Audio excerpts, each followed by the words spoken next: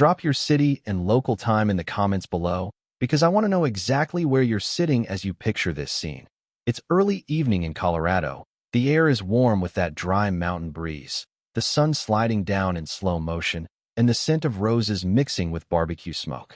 Jake Martinez, 12 years an Army medic, is standing in his backyard wearing the kind of smile that only comes from surviving deployments, medical bills, and the miracle of seeing his fiancée Sarah beat cancer. Friends are laughing. Kids are chasing bubbles across the lawn. Sarah's father, with shaky hands from Parkinson's, is settling into a chair, proud tears shining in his eyes. And for one brief heartbeat, everything feels like the American dream was worth the price. Then the crunch of sensible shoes on gravel cuts through the laughter, and Delilah Thornfield arrives, phone clamped to her ear like a weapon. She's the HOA president, though if you asked her, she'd call herself queen. Historians still argue whether certain suburban monarchs were born or self-appointed, but in this case the coronation involved a clipboard, a divorce settlement, and an addiction to measuring grass height with a ruler. She storms across Jake's yard declaring this illegal gathering ends now, her voice rising like a banshee with a legal dictionary. Guests exchange confused looks. Illegal, really? Did Grandma's potato salad breach national security? But Jake knows this routine. He'd submitted every form, paid every absurd fee, endured every last-minute regulation she invented. Yet here she is, smiling with the satisfaction of someone who thinks a rule book makes her untouchable. But Jake, trained to pull bleeding soldiers from Humvees under fire, doesn't rattle easy. He reminds her she approved the lights weeks ago, shows the email with her signature and a flower emoji. Her face goes from smug to tomato in 3 seconds flat. He keeps his tone calm, because military training isn't just tourniquets, it's documentation. Always screenshot. Always print. Always share with a witness. Knowledge nugget number 1. HOAs may lie, but timestamps don't. Delilah doubles down, tape measure in hand, declaring the wedding arch 6 inches out of compliance. Sarah, already a survivor of chemo, breaks down in exhausted tears, and that sight hardens Jake's voice like steel. He calls the city planning office on speaker. His old EMT partner picks up, laughs at the complaint, and sets the record straight. Temporary decorations require no setback. Neighbors peek from curtains. Some give discreet thumbs up. Delilah fumes, muttering about military types, while her own perfect lawn shows brown patches from over-fertilizer, a detail that says everything about obsession masking rot. And the harassment isn't finished. The morning of the wedding, she triggers a health inspection against the caterer. Later, she shrieks about noise ordinances when the DJ tests speakers at 2 in the afternoon. And by photo hour, she's photobombing bridal shots with illegal gathering signs. The irony's so thick you could spread it on toast. Yet a photographer whispers to Jake, "Don't worry, I'm documenting all of this." And neighbors begin quietly joining the resistance. Extra chairs here, borrowed tables there. Kids offering to direct parking. Community is starting to bloom in the cracks of her tyranny. By the time guests arrive, Sarah's father carefully stepping from his car, Delilah physically blocks him, insisting he park 3 blocks away. Jake's fury finally ignites, but before he can act, the sound of synchronized engines fills the street. 5 cars in formation, doors opening in unison, 6 men stepping out in full dress blues. The brothers whose lives Jake once saved in deserts half a world away. And suddenly, the battlefield shifts, because now Delilah isn't facing one stubborn groom. She's facing a platoon of loyalty carved in blood and honor. The ceremony begins under the Colorado twilight, roses glowing beneath string lights Delilah once praised then condemned, and just as the minister clears his throat, her shrill megaphone drowns him out. "This is an illegal gathering. Neighbors have rights," she screams, her amplified voice bouncing off fences like bad karaoke. The irony is staggering. She's literally violating the noise ordinance while complaining about noise. Mrs. Peterson, who's been peeking from curtains for months, finally snaps. "Delilah Thornfield, shut your damn mouth," she bellows from her porch, drawing cheers and applause from neighbors who've been waiting years for someone to puncture the queen's bubble. Mr. Rodriguez calls her loca, his wife mutters Labisa, and for once the street feels united. The minister, part preacher and part combat chaplain, raises his voice. Soldiers adapt, and when Jake kisses Sarah, The taste of victory mingles with cake and roses. But Delilah is a hydra. Cut one head, she grows two more. As guests laugh around buffet tables, she calls 911, smug smile plastered on her face, arms crossed like she's just secured a tactical win. Sirens wail, red and blue lights flash across the street, and for a second the party hushes, nervous glances exchanged. Sarah squeezes Jake's hand, but he feels none of her fear because he recognizes those sounds not as threats, but as reinforcements. Delilah hasn't summoned her cavalry, she's called his. Lieutenant Morrison steps out of the first cruiser, tall, broad, and grinning like he's stumbled into a reunion barbecue instead of a disturbance call. Jake Martinez, what the hell are you doing here? He booms, and the yard erupts in laughter.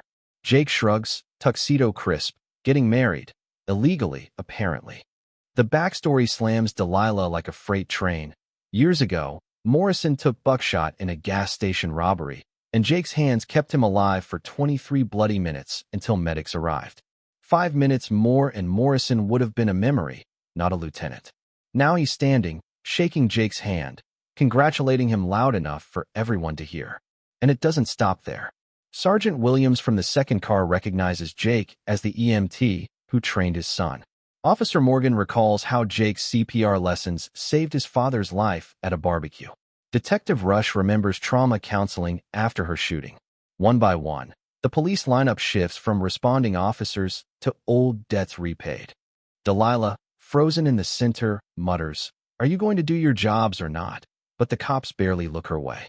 They're too busy slapping Jake's back, shaking his hand, asking about Sarah's recovery. Here's knowledge nugget number 2. Harassment leaves paper trails. Jake's phone holds weeks of screenshots, videos, and recordings. Morrison scans them, nodding grimly. This isn't rule enforcement, it's stalking. Meanwhile, Mrs. Peterson materializes with a folder thicker than a textbook, evidence of 6 months of petty tyranny. Delilah measuring lawns, screaming at kids, inventing violations out of thin air. Tyler, Jake's tech-savvy nephew, digs deeper online, uncovering Delilah's Facebook posts dripping with coded prejudice about military types ruining suburban standards. Historians still argue whether hypocrisy is an illness or a hobby, but here it looks like both. Neighbors gather, some timid, some emboldened, and a pattern emerges. 43 households harassed out of 52. Rodriguez reveals photos of Delilah's own unpermitted deck, 3 feet into setback violation territory, her supposed kingdom already rotting at the foundation. The irony is poetic, the kind you couldn't script if you tried. As the wedding rolls on, laughter returning, soldiers in blues clinking glasses with cops in uniform, the strategy takes shape. An emergency board meeting, financial audits, community petitions. They're planning the takedown of a suburban tyrant over cake and champagne, their whispers mixing with the scent of night-blooming jasmine. Delilah lingers at the property line, eyes darting, perfume thick in the night. Realizing too late, she's no longer the hunter but the hunted, and every step she takes leaves footprints toward her own downfall. The week after the wedding feels less like a honeymoon and more like a battlefront, though instead of sandstorms and mortars, Jake and Sarah wake up to envelopes taped on doors and graffiti scrawled in red across their garage. Military bully, in letters big enough to stain the whole street. Cameras catch everything, from the hired painters to the license plate of the van, and the receipts trace straight back to Delilah's credit card. Criminal mischief isn't just a phrase anymore, it's a charge with teeth. The neighbors, long cowed into silence, now rise like a choir. Rodriguez gathers evidence of her unpermitted deck. Mrs. Peterson canvasses households. Tyler pulls up 20-something complaints Delilah has filed with city agencies in the last year, and every scrap of paper is another nail in her self-built coffin. By the time the emergency HOA meeting arrives, the community center is overflowing, cameras rolling, the smell of stale coffee mixing with nervous sweat. Delilah sweeps in with pearls and a lawyer, convinced the spotlight is hers. But the auditor's report lands like artillery. 23,000 missing dollars, ghost consultants, lawsuits never filed, repairs never completed. Her lawyer quietly packs up and leaves, smart enough to recognize a sinking ship. Mrs. Peterson steps forward with her encyclopedia-sized folder, 47 violations issued by Delilah versus 3 in 8 years under her predecessor. Rodriguez projects photos of her own code violations onto the wall: illegal deck, shady electrical work, hypocrisy framed in high definition.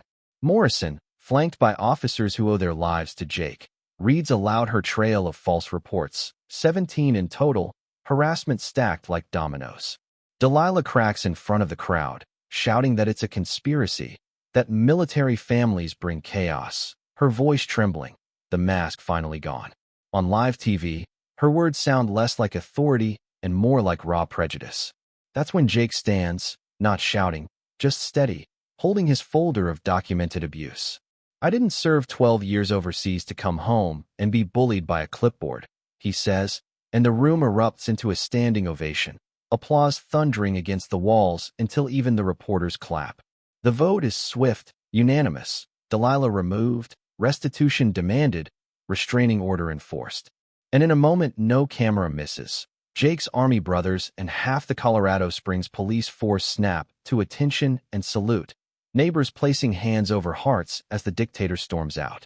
That image, frozen in pixels, will travel millions of screens, a viral tribute to justice. What follows is transformation. Delilah sells her pristine house to cover debts. Champagne corks pop as her moving truck disappears, and the Navy veteran who buys it installs a swing set where her manicured hedges once stood.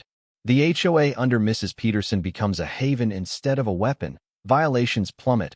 Kids ride bikes again. Rodriguez plants a community garden. Sarah, healthy, smiling, coordinates a scholarship fund that sends veterans' children to college.